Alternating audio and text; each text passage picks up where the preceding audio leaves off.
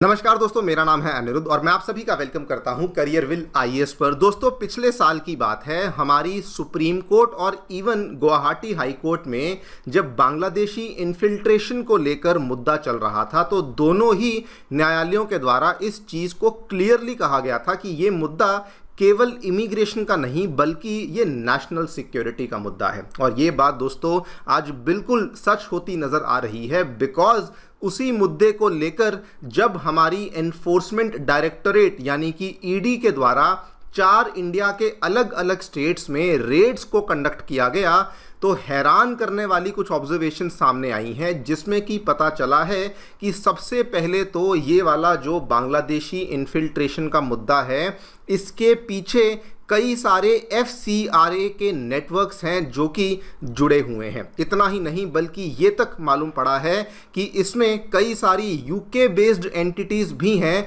जो कि इस पूरे के पूरे मामले में इन लोगों की सपोर्ट भी कर रही थी। ना जाने कितने सारे फेक आधार कार्ड, पैन कार्ड्स, वो सब तो अरेंज हुए ही हैं और भारी मात्रा में कैश और इवन थोड़ी बहुत मात्रा में आपको सोने की भी बरामदी देखने को मिली है। आप लोग यहाँ पे देख सकते हैं खबर दोस्तों कल ही सामने आई है। सोशल मीडिया पर भी इसको जगह जगह पे कवर किया जा रहा है। क्या हुआ है, क्या इसकी डिटेल्स हैं, कौन सी जगह पे हमें ये देखने को मिला है, एंड सबसे ज़्यादा इंपॉर्टेंट इसके पीछे जो इन्वेस्टिगेशन में जो चीज़ें सामने आई हैं, किस तरीके से ये चीज़ें हो रही थी, कैसे इल्लीगल बांग्लादेशी इमिग्रेशन का लिंकेज FCRA के साथ है, वो सब तो मैं आपको बताऊंगा ही बताऊंगा। लेकिन उसके पहले ये छोटी सी क्लिपिंग देख लीजिए जो कि ईडी के ही द्वारा शेयर करी गई है। इस क्लिपिंग में कुछ ज़्यादा खास नहीं, इन्होंने बस ये चीज़ें दिखाई हैं कि कौन सी वो आइटम्स हैं जिनको रिकवर किया गया है। मेनली यहाँ पे थोड़ा बहुत कैश दिखाया गया है और साथ में जो गोल्ड है वो भी शोकेस किया गया है, जो कि ईडी ने इन 4 जगह पे जो रेड्स को कंडक्ट किया था वहां से बरामद किए गए हैं। बात करेंगे पूरी डेवलपमेंट के बारे में, इसका बैकग्राउंड क्या है, कहां से ये पूरी की पूरी कहानी शुरू हुई थी, एंड सबसे ज्यादा इंपॉर्टेंट FCRA और UK के साथ क्या लिंक है, उसके बारे में चर्चा भी करी जाएगी। आइए शुरू करते हैं दोस्तों मेरे साथ। मेरा नाम है अनिरुद्ध। यदि आप लोग हमें फॉलो करना चाहते हैं तो दिए गए टेलीग्राम चैनल के माध्यम से ऐसा कर सकते हैं। All right, directly coming to the news, क्या देखने मिला कल यानी कि 16 जुलाई को ईडी के ऑफिस के द्वारा अपने लखनऊ जोनल ऑफिस के माध्यम से उन्होंने इस चीज़ की इंफॉर्मेशन को शेयर किया कि उन्होंने 4 अलग अलग राज्यों में 13 अलग अलग प्रीमाइसेस के ऊपर साइमल्टेनियस रेड्स को कैरी आउट किया, बिकॉज कहीं ना कहीं उनको इस चीज़ को लेकर एक इन्वेस्टिगेशन करनी थी कि इल्लीगल बांग्लादेशी और रोहिंग्या इन्फिल्ट्रेशन का जो सीधा लिंकेज है वो मनी लॉन्ड्रिंग के साथ हुआ है। ये पूरी की पूरी कहानी कहाँ से आई है उसका बैकग्राउंड आपको बताऊंगा, लेकिन उसके पहले आपको बता दूं ये 4 अलग अलग स्टेट्स जिनको कवर किया गया है, एक है उत्तर प्रदेश, दूसरा है वेस्ट बंगाल, तीसरा है दिल्ली और चौथा है हरियाणा। उसमें भी आने वाली जो इंपॉर्टेंट लोकेशंस, वैसे तो 13 लोकेशंस हैं, लेकिन उसमें आने वाली जो इंपॉर्टेंट लोकेशन वो भी आपको बता दूं। उत्तर प्रदेश में दोस्तों दियोबंद जो कि सहारनपुर में देखने को मिलता है आपको, उसके बाद नई दिल्ली में आपको जामिया नगर, हरियाणा में आपको फरीदाबाद में आने वाला बल्लभगढ़, एंड वेस्ट बंगाल में ऑब्वियसली आपकी ये वाली 3 लोकेशंस जो कि बिल्कुल बॉर्डर के नज़दीक हैं, मुर्शिदाबाद, नॉर्थ 24 परगनास, साउथ 24 परगनास, इन एरियाज में रेड्स को कंडक्ट किया गया था। द रीज़न कि यही रेड्स वाले एरिया को चूज किया गया था, ईडी का ये कहना है कि या तो ये ऐसे एरियाज थे जो कि बांग्लादेश के ज्योग्राफिकली बहुत ज़्यादा क्लोज देखने को मिलते थे,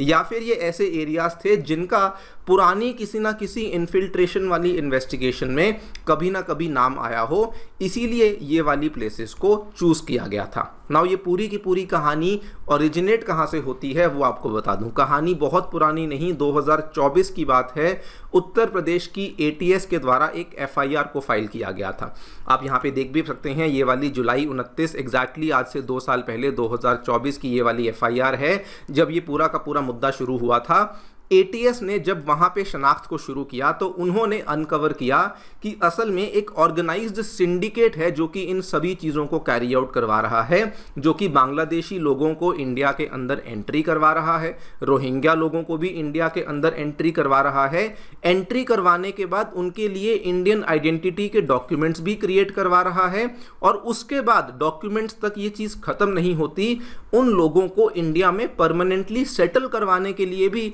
कुछ ना कुछ काम है, जो कि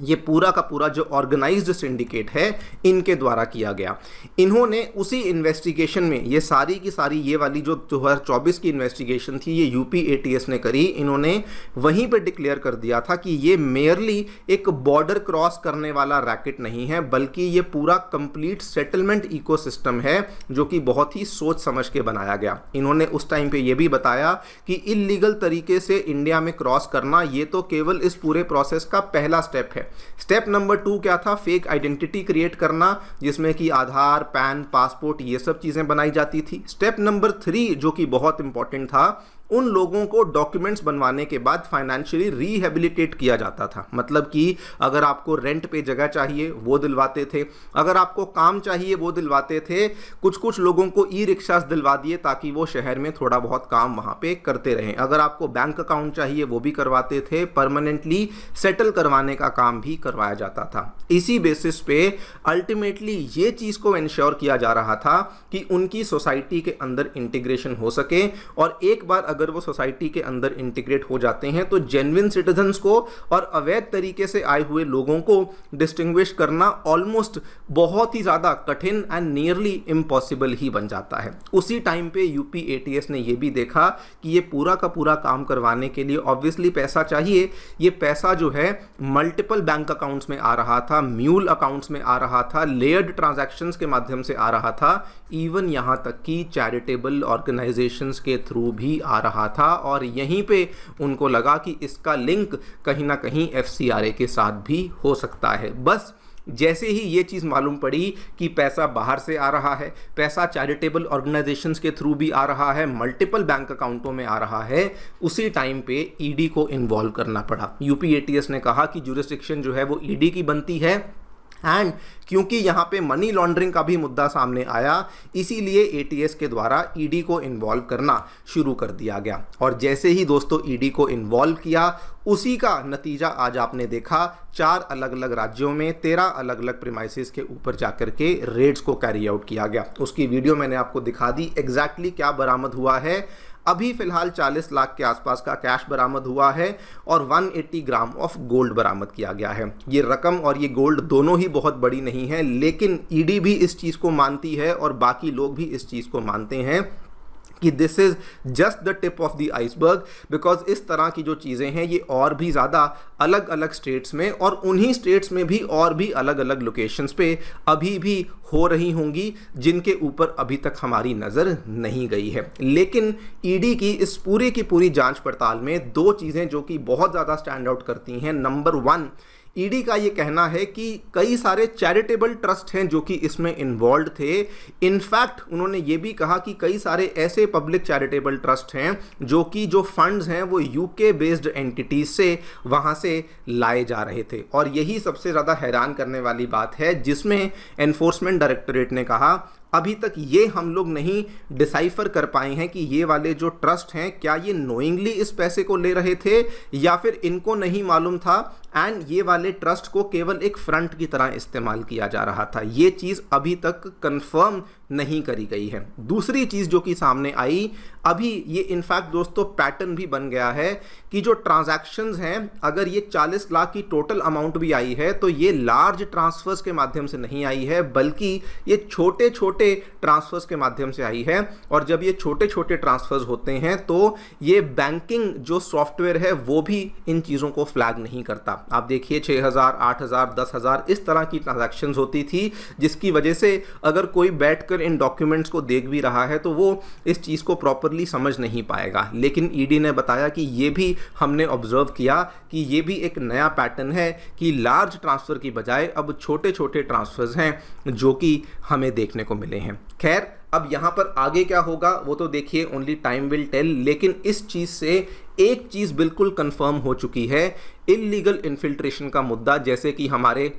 गुवाहाटी के उच्च न्यायालय और इवन सर्वोच्च न्यायालय ने कहा कि this is not just an immigration issue, बल्कि ये नेशनल सिक्योरिटी का इशू है। और इसमें जो कंसर्न्स हैं वो केवल आधार पैन कार्ड तक लिमिटेड नहीं हैं, इसमें मनी लॉन्ड्रिंग के भी मुद्दे हैं, इलीगल वोटर रजिस्ट्रेशन के भी मुद्दे हैं, डॉक्यूमेंट्स को फ्रॉड करने के, हवाला चैनल्स के, ना जाने कितने सारे मुद्दे हैं जो कि इसके साथ संबंधित हैं। एंड इसीलिए जो जो स्टेप्स इस बार गवर्नमेंट ने लिए हैं, भले वो वेस्ट बंगाल के चुनाव के पहले हों, भले वेस्ट बंगाल के चुनाव के बाद हों, वो सारे के सारे वेलकम स्टेप्स हैं। जिस तरीके से बीएसएफ की पावर्स को बढ़ाए जाने का स्टेप्स लिया गया है, एफसीआरए को लेकर, क्रैकडाउन को लेकर हम लोग जिस तरीके से स्टेप्स ले रहे हैं, डेमोग्राफिक चेंज कमेटी को भी एस्टैब्लिश किया गया टू अंडरस्टैंड कि कहाँ कहाँ पे पिछले सालों में जो जनगणना कि जो आपका पूरा एक डिस्ट्रीब्यूशन है वो कितना चेंज हुआ है, उसको समझने के लिए भी समितियों को बनाया जा रहा है। एंड ऑब्वियसली चिकन नेक के आसपास भी बहुत ज़्यादा हम लोग चीज़ों को स्ट्रॉन्ग कर रहे हैं, और ये इसीलिए हो रहा है बिकॉज वाकई में कहीं ना कहीं ये पूरा का पूरा मुद्दा नेशनल सिक्योरिटी तक अब पहुंच चुका है। देखते हैं दोस्तों क्या होता है, आपकी जो भी राय है बताएं कमेंट सेक्शन में। Thank you so much for listening, stay tuned and